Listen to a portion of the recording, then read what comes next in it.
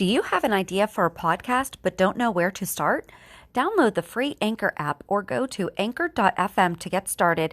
Anchor is such an easy way to record and edit a podcast, and you can do it from either your phone or computer. Best part is you don't have to worry about getting it out there. Anchor distributes to many platforms, so you can be heard on Spotify, Apple Podcasts, Stitcher, and many more. You can start making money right away without having a minimum number of listeners, too. Anchor really is everything that you need to make a podcast all in one place.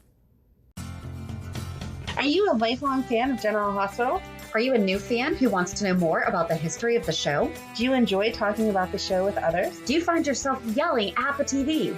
Is your self-care an hour a day in Port Charles? If so, we invite you to join hosts Amanda Kimmel and Shannon Coach at the place where all the hidden conversations take place and secrets are revealed. Meet us at Pier 54, a General Hospital fan podcast.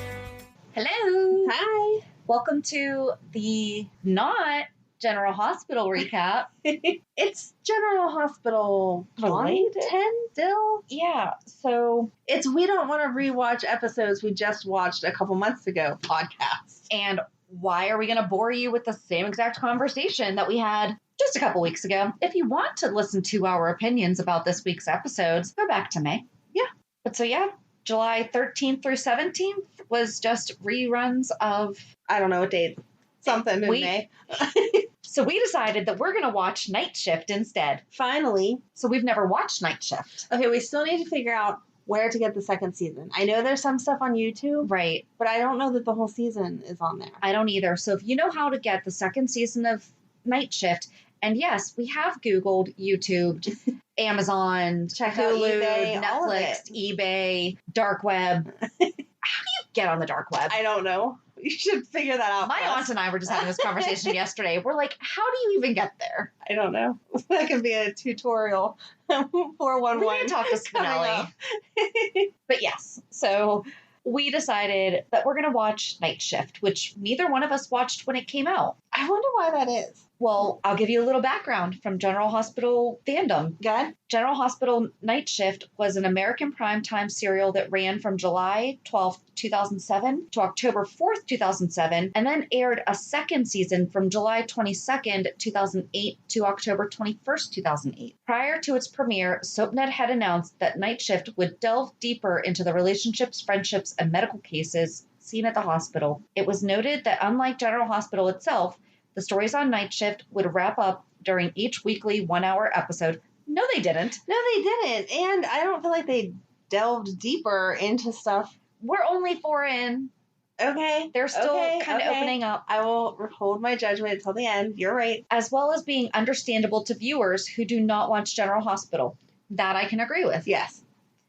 With the goal to attract younger viewers, characters would be plucked from General Hospital's history and be mostly comprised of younger characters with ties to GH's core families. Night Shift storylines, however, did not directly intersect with those on General Hospital.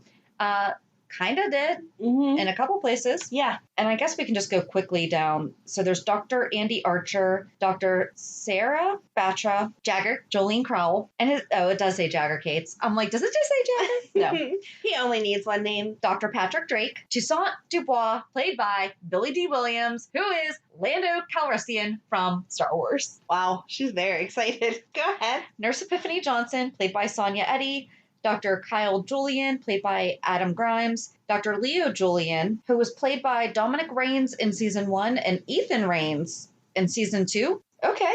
Dr. Kelly Lee, played by Maina Noji. I'm so sorry. Nurse Layla Meyer, played by Nazanin Bonatti. Jason Morgan, played by Steve Burton. Robert Scorpio, played by Tristan Rogers. Dr. Robin Scorpio, played by Kimberly McCullough. Dr. Claire Simpson, played by Carrie Southworth. Damian Spinelli, played by Bradford Anderson, Nurse Regina Thompson, played by Angel Wainwright, and Dr. Laney Winters, played by Kent King. So that's all the people that we had, I guess, that were the main people on Night Shift.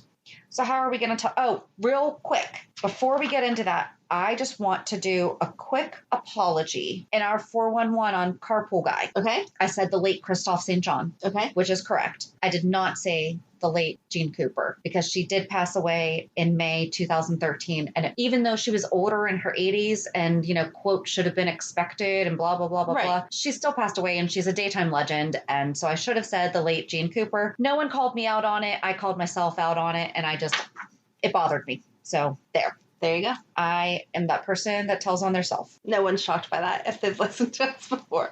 All right, so how do we want to break this down? So there's 3 discs in season 1. We are doing disc 1 this week, disc 2 next Monday, and disc 3 the following Monday. Okay. So that's like where we're at. This week had 4 episodes in it. Yes. The thing I liked, each episode had a title. It did. I liked that. Maybe we should talk about that a little bit. Like before we dive into the story. Okay, really. well, it's way easier to come up with a title for 12 episodes, 15 episodes, whatever there is, than to come up every day with a title. Absolutely. Of GH. So if you're going to say you like that, I don't think they're changing that for you. Well, I know that, but I mean, so Sorry. They definitely were shooting for the prime time. They were shooting for the prime time, but I don't think that they achieved that. I liked the show. I'm not saying that I didn't. It was like they were trying too hard. To validate. Right, exactly. Okay. And maybe they felt like that's what they needed to do, because I'm sure a lot of people talk not nice about it. I mean, we didn't even bother to watch it. So it was on SoapNet.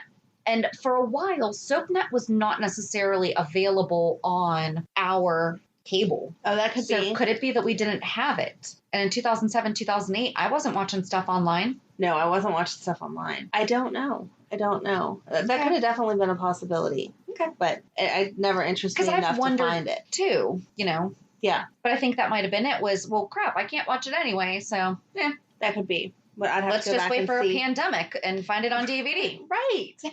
It is easy to find the first season on DVD. Apparently, Also. they did not put the second season on I'm DVD. assuming not, because I feel like eBay would have had that by now. But I agree. so I didn't write down the names. Did you? I did. Of course you did. Uh-huh. That was a dumb question. So the first episode, do you want me to just say them all? Go ahead. Okay. First episode is Frayed Anatomies. Episode 2. Oh, that was one thing though. They took the gurney up against the wall where everyone goes and sits Yes. and has snacks straight from Gray's. Yes, they did. Because I was like, wait, was this before or after Gray's? Did Gray's steal from them or yeah. Episode 2 is Skin Deep. Episode 3 is Paternity Ward. And episode 4 is Keep the Change. So what's one called? Episode 1 is Frayed Anatomies. Do you want me to read the little summary? Oh, go ahead. I didn't know that we had pulled all that up. An explosion leaves Patrick wounded. Maxie and Coop are caught in a compromising situation. Jason and Spinelli avoid police questions. And Toussaint offers wisdom. Okay. So Toussaint is Billy D. Williams, and he's a custodian. I loved him. Me too. I loved him. It was very good. So the explosion was... I still didn't understand. So they pull in, they hear someone's coming. A head trauma? Was that what he was supposed to be? I think it was no, it was food poisoning. They all ran out there for food poisoning? I thought they were expecting something else. Maybe it was a head trauma. Didn't they say something about food poisoning, though? They said food poisoning is why the woman, that we don't know who it is yet, the woman was being brought in. Right. From the Metro Court. But when they initially all ran out, I don't know, I feel like there was a lot of doctors So she and was nurses. maybe she was not the... Yes, I think they were expecting a patient, and then the this ambulance happened. Driver pulled in first. Yes. And they pulled in all crazy and acting all silly. And then it turned out that there was a can of laughing gas on the ambulance that blew up. And Jason had to pull this unknown woman off of the gurney, or the gurney out, so that he could rescue her from being burned alive, blah, blah, blah. Right. Well, and then there was the guy standing off to the side who threw his cigarette, and that's why it blew up. Yes. I thought that was intentional. No. And then over the past couple, after that was Cody. Yeah, Cody threw his following cigarette. episodes, you find it wasn't. It was just... Yeah, that was total accident. He didn't realize. Whatever. And at the same time, the pregnant chick was coming in. Mm-hmm. Her name's Stacy. Look at you writing all those down. I didn't. Stacy, the pregnant girl's coming in at the same time. Pregnant woman coming in at the same time. I don't know. I felt like they were waiting for a different trauma than food poisoning. Because that's a lot of doctors and nurses to run out to meet the ambulance for food poisoning. I don't know how it works in real hospitals, but in Gray's, they send like one person out to collect food poisoning, but 20 people for head trauma. Right. Well, so the episode starts too with Patrick walking up on Robin in the shower. Yeah, that's a little steamier than what we get in daytime. Yeah. But they were dating, but they weren't engaged yet at this point. Right. So I felt like that was not a good light that Robin was shed in. She was way too jealous and snippy with him every time he looked at another woman. And I don't feel like on real GH that she had that same tone towards him. But in all fairness, he was also really oogling. Oh, he was. I'm not saying. So Patrick got passed out from the explosion, and so he had to go upstairs and get looked at and everything. And he calls one of the nurses lovely Layla, you know, and it's kind of like a known thing that, you know, people like Layla. Mm-hmm. And for him to make that comment. Oh, he was totally inappropriate. And then he said, oh, that's the drugs talking. And she called him out and was like, I'm pretty sure they didn't give you anything yet. So absolutely, he was inappropriate. But coming from the General Hospital standpoint, Robin knew he was a player. Mm-hmm. Robin didn't like it. But she always was like, whatever, you're going to make the choice that you make. If you don't think that I'm good enough to be with, then don't be with me. I have nothing to prove here. I've already proven it by being the amazing doctor survivor that I've been and all of that. And in this, she was kind of like whiny, jealous girlfriend. Yeah. It was very unbecoming. I agree. And I actually wrote down Robin's ongoing hypocrisy taking care of Patrick when she knows that the ER is like slamming busy. Yes. And she's like, and she even says later on, I forgot to write down why she said this, I have no integrity. She said that because it was something to do with Patrick.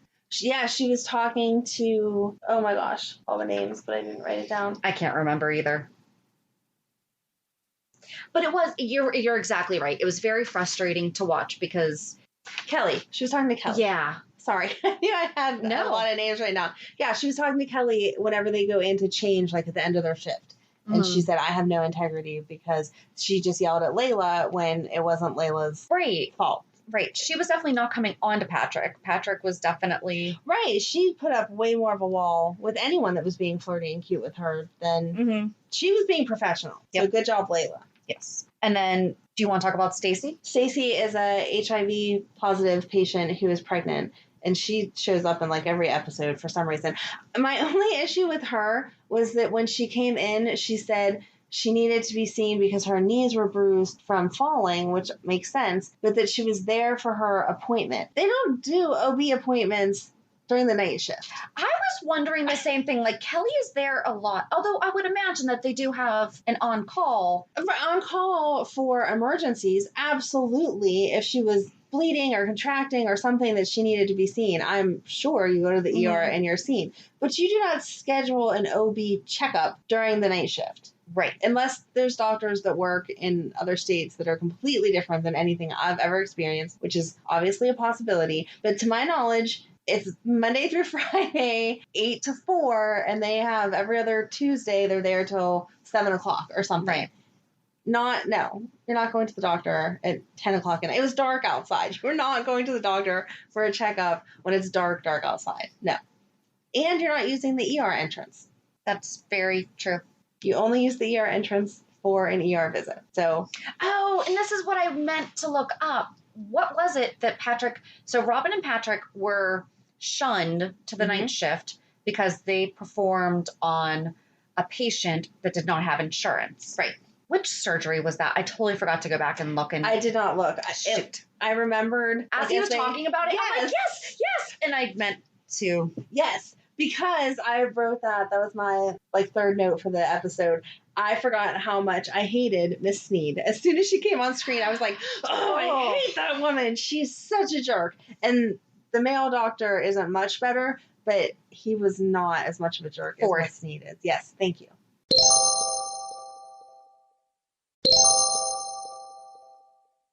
And speaking of yes, Maxie and Coop in the supply closet. Oh my God, that was way more graphic than we ever get on daytime. So cute, though. If I had a boyfriend that looked like Coop, I might be tempted.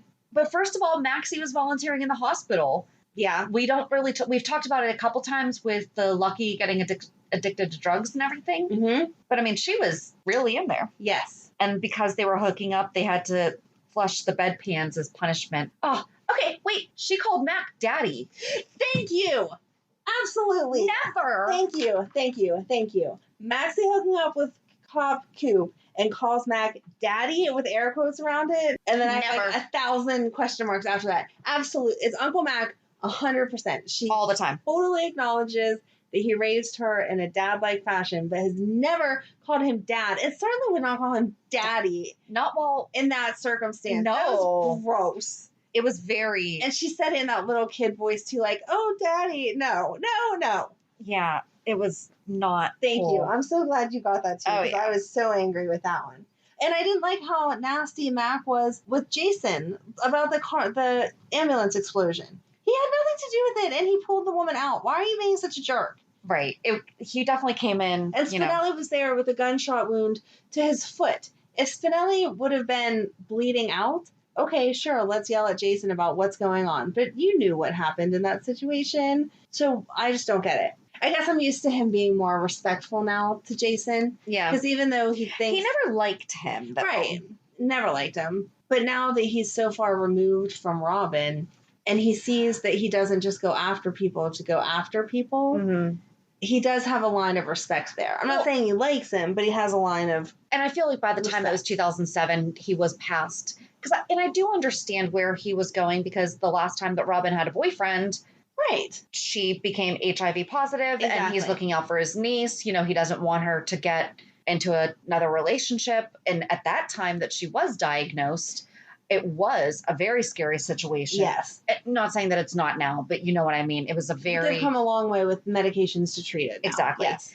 And Jason also had just come out of his head trauma and was just finding out who he was and was just getting started in the mob. No, So, he had justifiable reasons. but now he's a dad and everything. Yeah. Well, that was the other thing. Robin, it's not that episode. It's the, I think it's the third one, as that you said was something paternity parenting. Uh-huh. So we'll get there. Okay. So second one's what? Skin deep. Skin deep. Oh, okay. So they finally identified that the burnt person has the last name Barrett. Yes. They've never said that that's definitely Brenda or anything of that sort yet. And Jason conveniently didn't read her little sign on her. Everyone's missing the sign on the room that says Barrett. Oh, and they almost had an autopsy performed on her because they thought she was dead.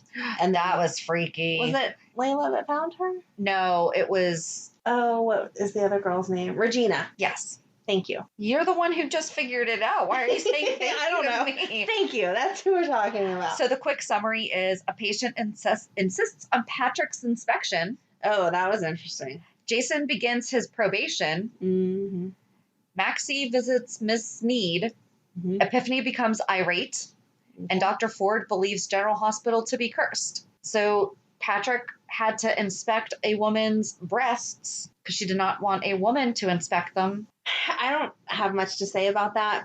I think that he did try to actually handle it well. He was like, I need to get somebody else in here. Yes. He tried to handle it professionally. And I think that in the end, he gave her what she was looking for, the reassurance that she needed. And I understand, coming out of a divorce and feeling not sexy, not pretty, not good enough, all those things, especially after having kids, because we all know they wreak havoc on your body no matter how good you are about getting back into shape. I understand her wanting that approval, but I also, again, I can only go off of personal experience. If I had a boob job, I would not be showing up at the local hospital asking some doctor that I don't even know to be like, here, feel these, touch these. Are these good enough? But That's she weird. she was having self-esteem issues, thinking that she wasn't attractive. Right. I understand. And so she wanted a professional opinion of maybe someone who I still don't think that the way that everything happened. I just don't know how realistic that is. I mean, that'd be a poll to put up. Have you ever gone to the ER and asked a doctor to that's check out your not boobs? yours to check out your boobs? Because again, they were trying to create more conflict between him and Robin, Right. and like build up that storyline as a nighttime soap. But I don't feel like that was a realistic.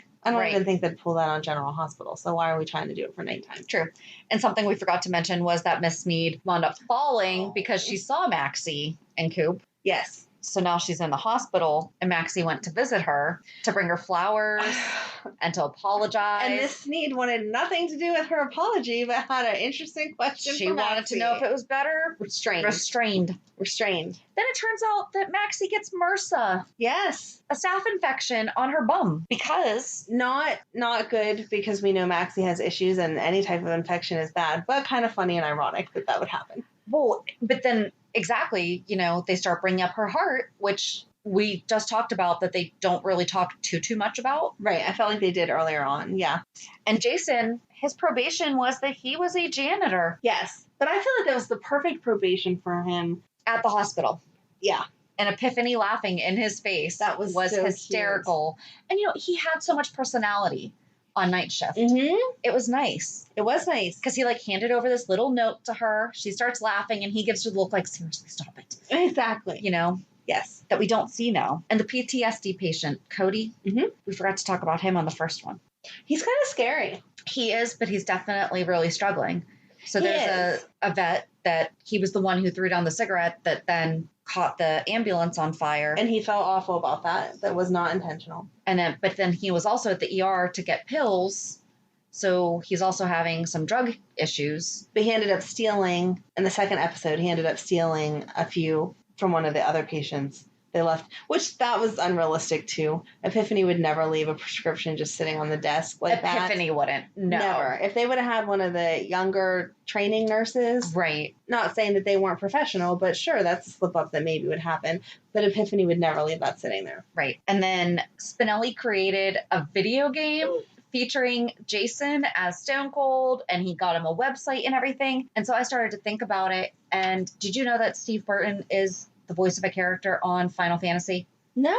Yeah, he started, and so I was like, okay, when did he start voicing Cloud Strife? 2006. So if this started in 2007, that must have been paying a little bit of a nod to something he was doing outside of. Yeah. So I like cute. that. That's super cute. Yes. And Spinelli said it made a big splash because he wanted to go to the comic book convention or whatever it is. Tech fair or whatever. Oh, and yes. Spinelli was so cute trying to hit on. And she the nurse, only wanted to hear about Jason. Yep. She was nice, but you could tell she had no desire to be with Spinelli. And then he made it worse by bringing Maxie in to be his girlfriend. Was that the next Lulu. episode? Lulu, sorry. Yep. Yes, we'll get to that one in the third.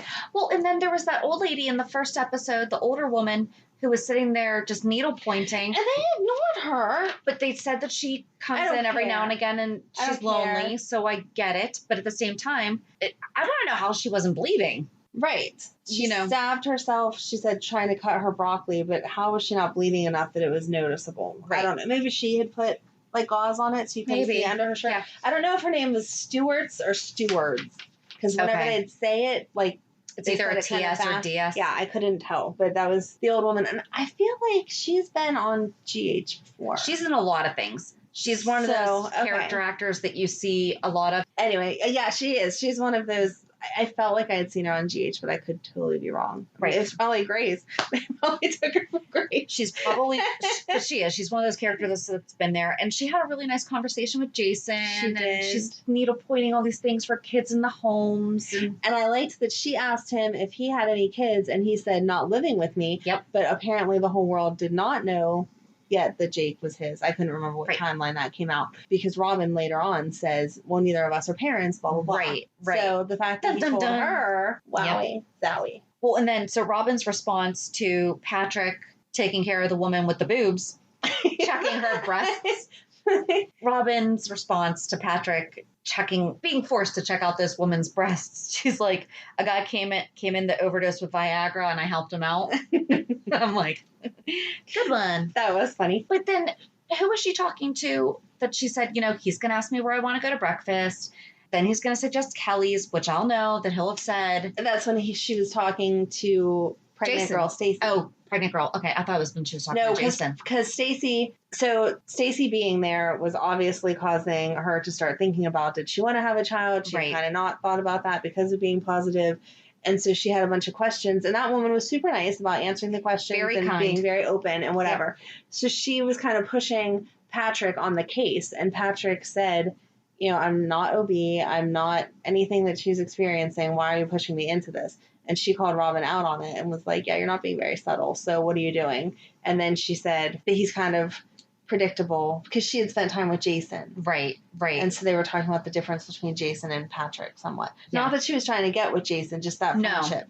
Well, and someone overheard them talking because then Patrick heard in the locker room that she and Jason had been talking. Oh, okay. But then he also stood outside this room and overheard Robin talking with Stacy what bothered me is he heard her say, he's going to ask where I want to go to breakfast. Then he's going to suggest Kelly's. Because that's where he wants to go. And he was obviously hurt, or he obviously took in what she was saying. Yes. Sure enough, at the very end of the episode, they're sitting on the roof. By the way, lots more doctors up on the roof. Yes. During night shift. Yes. Or nurses or medical staff. There you go. So he asks her, and it bothers me he didn't pause and let her respond. Yes. Or at least offer up somewhere else. I don't know where else there's to go get breakfast other than Kelly's. Yeah, he should have paused for her or given her a different option first. Like, I'm sure he knows whatever her favorite place is to eat. So that's what he should have mentioned. Yep. I'm with you.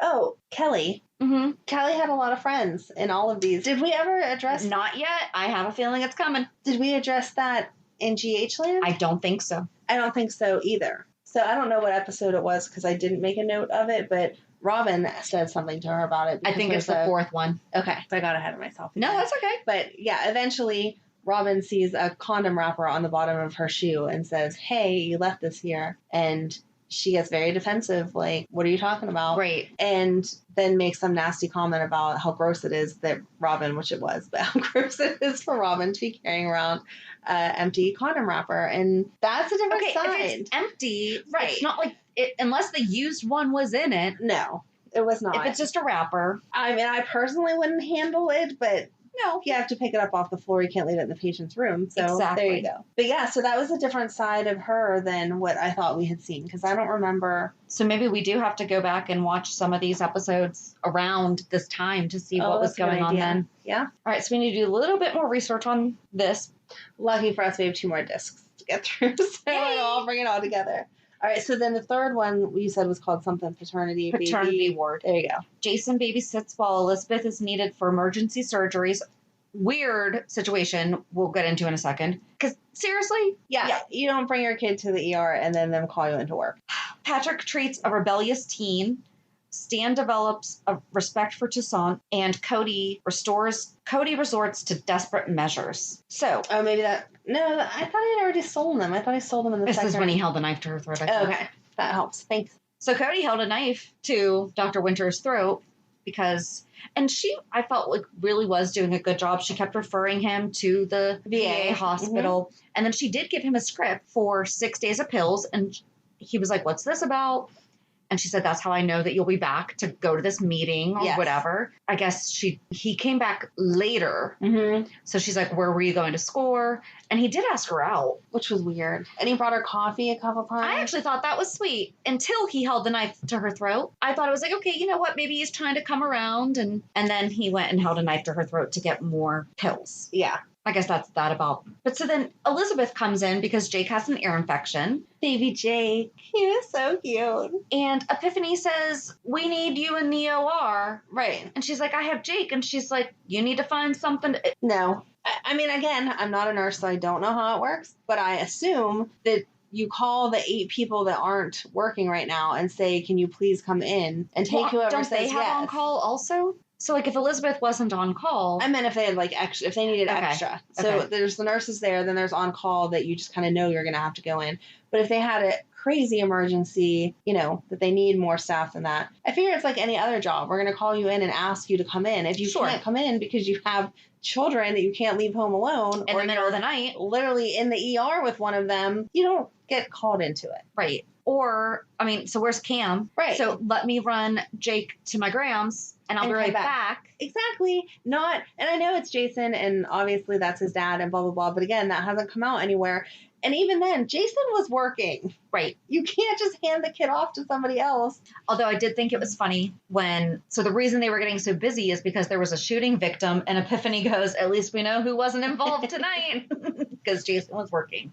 But he was so cute with Jake. He was so cute with And Jake. then Toussaint called him out on spending time with your son. He did. And he took him to see the old woman. What I say her name was? Mrs. Stewart? Yeah. Whatever. And that was sweet. Because she seemed like a very nice old lady. Yeah. This was the episode that Spinelli had Lulu as his girlfriend. Yes. And so Jolene was like, yeah, I'm not going anywhere with you because you have a girlfriend.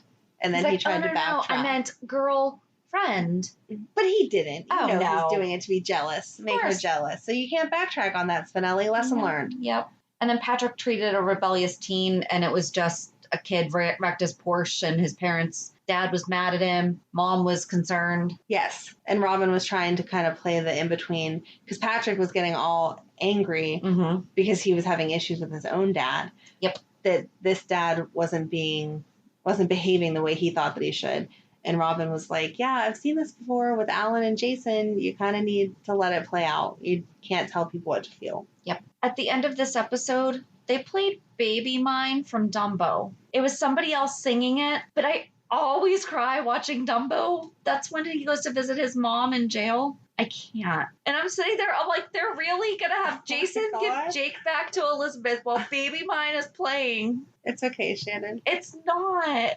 I think I've only seen Dumbo like 3 times in my entire life. So. Oh my gosh. Okay. Sorry. Oh, it's just the worst. I'm sorry they traumatized you with their music. Let's move on to the last episode then. Keep the change. Keep the change. Yeah, it has to. There's no other way to take that reference with this episode. A patient's death is suspect. A strike threatens the stability of the hospital. Robin and Patrick confront relationship issues. Toussaint's past unravels. And Epiphany cannot keep her composure. So the patient's death. Right, that was poor Mrs. Stewart's, whatever her name is. Yeah. And they injected her IV. I don't even understand. Like, they're trying to call it a compassion killing or however they Mercy say killing. that. There you go. Angel of mercy. Angel of death. But she wasn't that bad. She had pneumonia that she hadn't treated properly because she only had enough money for pain meds or for the antibiotic. Right. She spent her money on the pain meds. The doctor yelled at her, air quote, and then compassionately gave her the free meds that they had and said, make sure you take all of these because you're going to continue being in pain. See, I don't think he yelled at her. I think he was just like, okay, so when you have to make that decision, well, that's choose the antibiotics. It's an air quote yelled at because it wasn't, he was saying it with authority. He's the doctor, listen to me, but not without compassion for the fact that sometimes she you only have really so had much to money. make that. Yeah. Yeah. So, but Layla was the one who went into her room. Layla was the one, but why? I don't know, because I also think, was that this episode or the last one that someone was supposed to be doing the food trays? We didn't even talk about all this. Okay, yes. Okay. Well, that's why they think it's haunted. That's why Dr. Ford was saying it was haunted. But it's cursed. Cursed, sorry. But it's because, some of the charts are getting all messed up. Someone's food got delivered to the wrong person, like that has allergies to the food that was delivered to them. Dr. Julian almost operated and almost did an open heart surgery on someone with a perfectly healthy heart. And one of the doctors, the anesthesiologist, uses his own supply to knock himself out for a short period of time to get a quick rest. Right. Offered it to another doctor, and the other doctor was, quote, under, and someone walked in and bumped up the juice, and the guy never came out of the anesthesia until the anesthesiologist came in and was like, you weren't supposed to put it up to this, and and that's, I think that was episode 4, because I don't think anything happened after that yet. He went and got another doctor to come do the procedure. That was the end of episode 3. Okay. As far as my notes go. Yes. So you don't know who upped the meds because it wasn't Dr. Boyd. Dr. Boyd is who was doing it to sleep. Dr. Archer is who was like, hey, you'll be fine. Just use this little bit. So we don't know who upped it because it wasn't Dr. Boyd because he was asleep already. And then someone mixed up the trays. Someone almost performed heart surgery instead of an appendix surgery. Oh, and that guy, I can't remember his name, Ford. I know him. Like, I feel like I know him. Dr. Ford yelled at Regina and said how she was incompetent and that she should just do them all a favor and quit nursing right now because she had to have been the one that messed up the codes. No. First of all, he yelled at her because he's black and she's letting them down. Yes. And he laid into her about that. About how disappointing, yes. Which just blew my mind. So inappropriate on so many levels. Because he used her race against her. Yes. That was the launching pad. Because if it was anyone else. Exactly. I don't think he would have been like, because you're white, because, whatever your ethnicity is. No. Right. And that's the thing is he had 3 different choices there. Right. And he went after her. It wasn't fair. It wasn't right. I felt bad for her. And that's how she ended up sitting on the gurney and the janitor came out to eat his lunch and had a snack. Yep. While he was talking to her also. Yep. So some more. But he gave her a nice little pep talk. He did. Listen to Lando. He did. He's awesome. Oh, and then Robin and Patrick confront relationship issues. That's just talking more about the baby stuff. I still feel like that was weird too. I mean, I'm glad they're having conversations because you shouldn't waste your time in a relationship and then find out that you're on totally different pages. Like, you watch The Bold Type. Have you been watching it? I didn't watch the last two, but yeah, I know. Okay. So in that show, the two characters are married. They've been married for a couple months now, and now they're on the topic of babies. And she's like, "Oh yeah, I don't want any." Well, that's the conversation you should have had before you got married. That's a pretty big life decision for both of you. Right. So sure, Robin and Patrick should talk about that, but I don't feel like it was time in their relationship yet. They weren't even talking about being engaged yet. And if you're in agreement and then one of you changes your mind, you cannot expect the other one to. True. Because that's not fair. Right. We had the conversation. You're allowed to change your mind, but then you have to understand that there may be follow-up to that you're not going to like because you changed your mind. The other person doesn't have to. But anyway, yeah, it's a big conversation. Definitely needs to take place. I feel like it's something that you just kind of talk about in general whenever you're dating. Well, and it sounds like and he's then being you have supportive. a real conversation. I feel like he's trying to answer her in a way that's great that Stacy's having this baby. You know, like he's supportive of the idea. Exactly, but we're not there yet because they're not there yet. Right. They're not there yet. But at the same time, so we talked about we don't know how this really crossovered with regular GH. Right. We wouldn't have Emma without this show. True. Because I don't remember them talking about it as in depth. I know that they did, but Stacy is the whole reason why we have Emma. Yeah. And Jason got to spend some good quality time with Jake. Yes. And Stanford came over to GH for a little bit from night shift. So. I love him. And I love that Epiphany is such a good mom that she can say to him, we're totally disagreeing, but I love you. Right. Yep. I love Epiphany. That's not anything new. So, and Lainey's dad was there because they were hitting on Alzheimer's. Yes. Again, that made me mad that Dr. What's his name? Ford. I don't know why I can't remember that. Dr. Ford was like, yeah, no, we're not doing that. What kind of car do you have? No, it's a Hyundai. Okay. I was just gonna ask. That would be really funny, but no. He said, no, we're not doing the surgery because the insurance won't cover it because your dad already has Alzheimer's. She's a doctor and she's offering to pay for it, and she has Patrick offering up his services for free. You really can't let it happen. Give me a break. It's very interesting, and I understand that we've been talking about healthcare and what a mess it is and everything for a long time, but it feels like, at least in my mind, 2007 was not that long ago. Right. And they were already hitting on it. But we were really hitting on it at that time. So we've really been dealing with this issue for a long time. Yeah. And it's still not figured out. No. Okay. That's a happy note to end on. So on that note, I mean, so it mirrors real life, which goes into our reality check. So what's yours? Okay, so again, mine is nothing about me because I do nothing and my life is not exciting. But I'm super proud of my son this week because he went out and bought a car, paid cash for it because he is so much better with his money than awesome. I am. Yes, it's a 2013 Volkswagen something with letters that mean something. I don't know. He loves it. It's a hatchback. It goes super fast and he is in love. But he bought it with all his own money that he saved and he worked hard for. And again, it's something I could never do because I'm awful with money.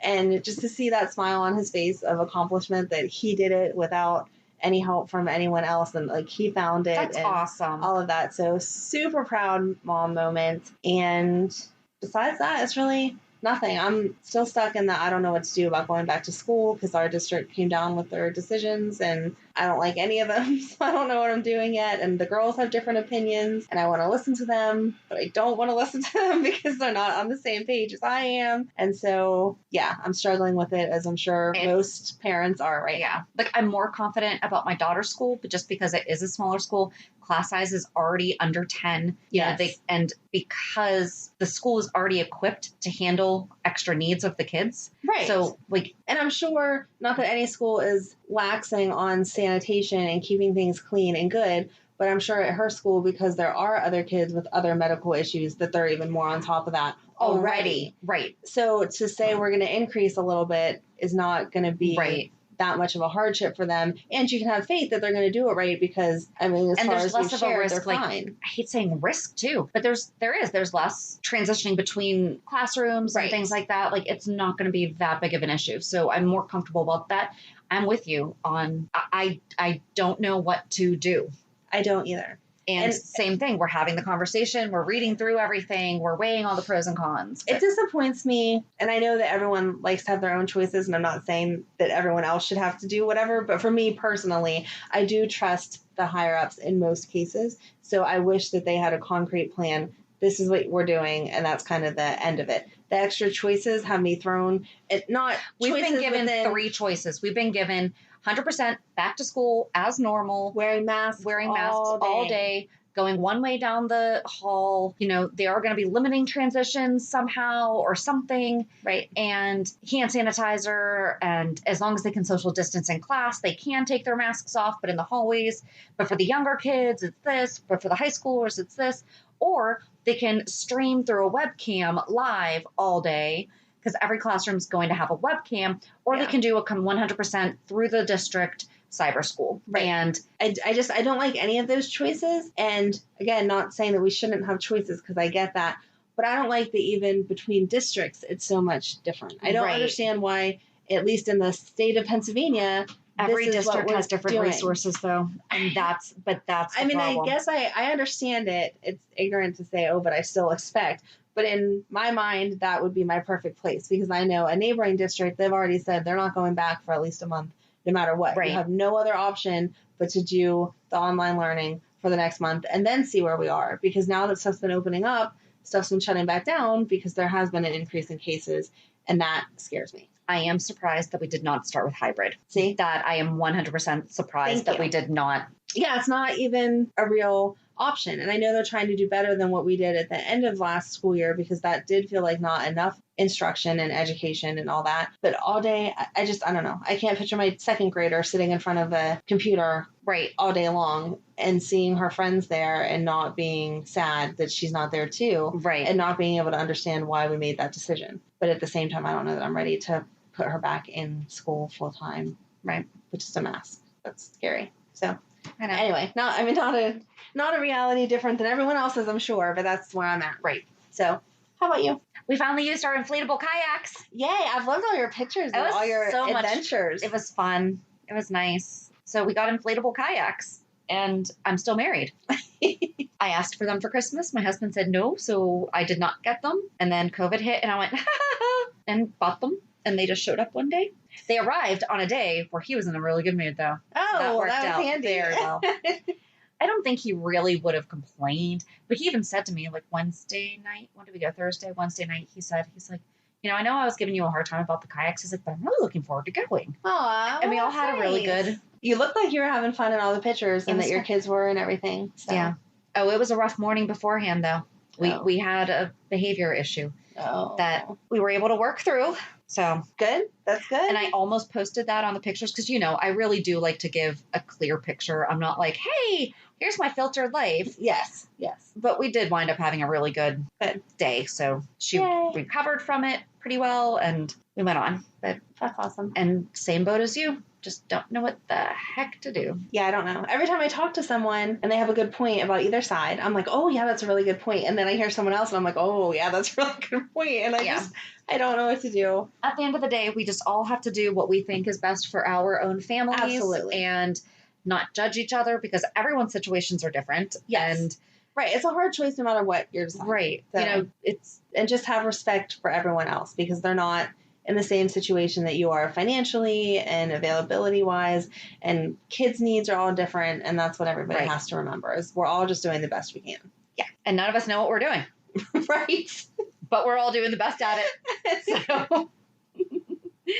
So join us on Thursday as we talk with our July fan of the month. That was Sarah. Such a fun conversation. That was a lot of fun. I really enjoyed it. Seriously, and I think we say this every time because other fans are just so much fun, but we could have done 3 podcasts with her. Absolutely. Talking. So.